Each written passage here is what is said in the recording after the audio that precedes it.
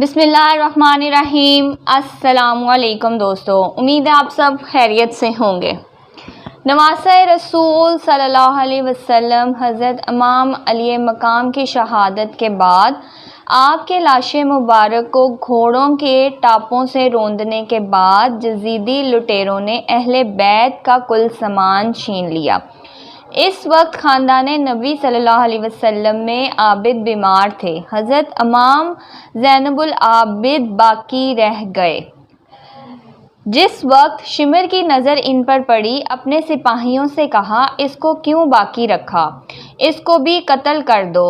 ایک شخص حمید بن مسلم کے دل میں اللہ نے رحم ڈال دیا۔ اس نے کہا، سبحان اللہ، یہ بیمار اور مسکین ہے، اس کو قتل مت کرو۔ اس کے بعد عمر بن سعد نے تمام شہیدوں کے سر کاٹنے کا حکم دیا اور شمر، قاسم بن عمر بن حجاب اور عمر بن قصاص کے ہاتھوں یہ سر حضرت امام علی مقام کے سر کے ساتھ ابن زکریا کے پاس بھجوا دیے۔ نواسۂ رسول صلی اللہ علیہ وسلم، اہل بیت اور اصحابہ کے سر مبارک نیزوں پر ہیں۔ امام لکھتے ہیں کہ ابن سعد نے خولی بن یزید کے ہاتھوں امام علی مقام کا سر اقدس ابن زکریا کے دربار بھیجا۔ جس راہ سے یہ بدبخت یزیدی سفر کر رہے تھے، اسی راہ میں خولی بن یزید کا گھر بھی تھا۔ جب خولی بن یزید اپنے مکان میں پہنچا تو آپ ایک رات کے لیے اپنے مکان میں ٹھہر گیا۔ امام علی مقام کا سر مبارک کو لے جا کر گھر کے تندور میں رکھ دیا اور اپنی بیوی کے پوچھنے پر جواب دیا کہ ایک شخص یزید کا مخالف ہو گیا تھا، اس کے مقابلے کے لیے گیا تھا، یہ اسی کا سر ہے۔ خولی کی بیوی ایک عابدہ اور صالحہ خاتون تھی۔ رات کو تہجد کے لیے اٹھی تو دیکھا کہ تندور سے تیز قسم کی روشنی نکل رہی ہے۔ سوچنے لگی، تندور میں آگ کی ایک بھی چنگاری نہ تھی، پھر یہ روشنی کہاں سے آئی؟ ابھی حیرت و تعجب کی یہ کیفیت ختم بھی نہ ہوئی تھی کہ دیکھا چند مقدس بیویاں آئیں اور تندور سے ایک سر نکالا۔ خولی کی بیوی نے غور سے دیکھا تو وہ نورانی شعاعیں اسی سر سے نکل رہی تھیں۔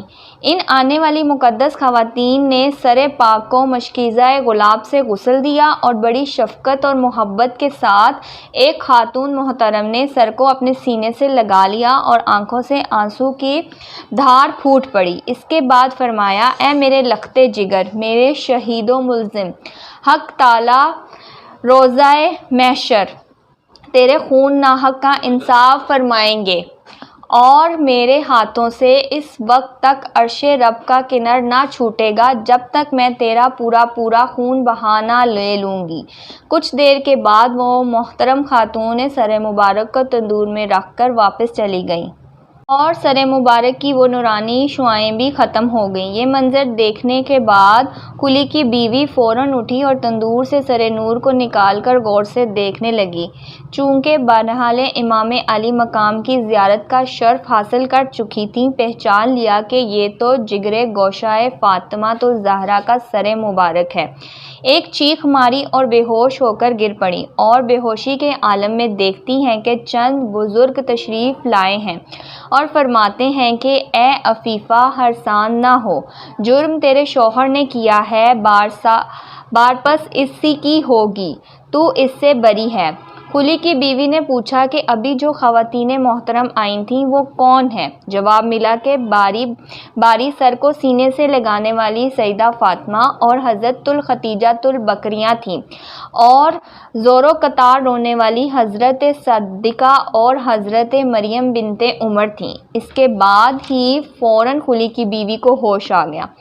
سر اقدس کو انتہائی تہذیب و تہذیم کے ساتھ ایک بلند مقام پر رکھ کر اپنے شوہر کو جگایا اور کہا کہ اے سیاہ بدبخت، تو نے تو کہا تھا کہ یزید کی ایک بامی کے مقابلے میں گیا تھا، یہ اس کا سر ہے۔ صاف کیوں نہیں کہا کہ اپنی شفقت و لذی کی وجہ سے جگر گوشہ رسول کے مقابلے میں گیا تھا اور یہ انہی کا سر ہے؟ کان کھول کر سن لے، تجھ سے اب میرا کوئی واسطہ نہیں، میں دنیا و آخرت دونوں جگہ تجھ سے بری ہوں۔ یہ کہہ کر چادر اوڑھی اور گھر سے نکل گئی، اور پھر کس کو نہیں معلوم کہ وہ کہاں گئی۔ اس کے بعد مختلف منزلیں طے کرتا ہوا جب ان ظالموں یزیدیوں نے دوسری منزل پر قیام کیا تو قریب ہی ایک گرجا گھر تھا۔ اس گرجا گھر میں ایک ضعیف عیسائی راہب تھا، بڑا ہی پرہیزگار اور متقی راہب تھا، عبادت گزار بھی تھا اور خدا ترس بھی تھا۔ اسے جب معلوم ہوا کہ قافلے والے اپنے پیغمبر رسول صلی اللہ علیہ وسلم کے نواسے اور اس کے اصحاب کو قتل کرنے کے بعد ان کے سر لے کر یزید کے پاس جا رہے ہیں تو اس نے قافلے کے یزید امیر سے کہا کہ میں تمہیں 10,000 درہم دوں گا، شرط صرف یہ ہے کہ آج کی رات تمہارے پیغمبر نواسے کا سر میرے پاس رہے گا، اس کے لیے تم پڑھاؤ ہمارے پاس کرو، تمہاری خدمت بھی کروں گا اور تمہیں عزت کے ساتھ روانہ بھی کروں گا۔ یزید الامیر دنیا دار شخص تھا، حرص دنیا کا طلب، اس نے راہب کی شرط مان لی اور امام علی مقام کا سر نور اس راہب کے حوالے کر دیا۔ راہب امام علی مقام کا سر نور لے کر اندر چلا گیا۔ راہب نے نیزے سے سر نور کو اتارا اور اس کو خوشبودار پانی سے دھویا، اسے صاف کیا اور خوشبو لگائی، خوبصورت غلاف میں رکھا اور اس کے پاس بیٹھ گیا۔ رات بھر چہرہ امام علی مقام کی زیارت میں مصروف رہا۔ وہ راہب بیان کرتا ہے کہ حضرت امام حسین کا سر نور پڑا ہے اور اس سر سے نوری شعاعیں اٹھ کر عرش معلیٰ تک جا رہی ہیں، نور کا حلہ اقدس کے طواف کر رہا ہے۔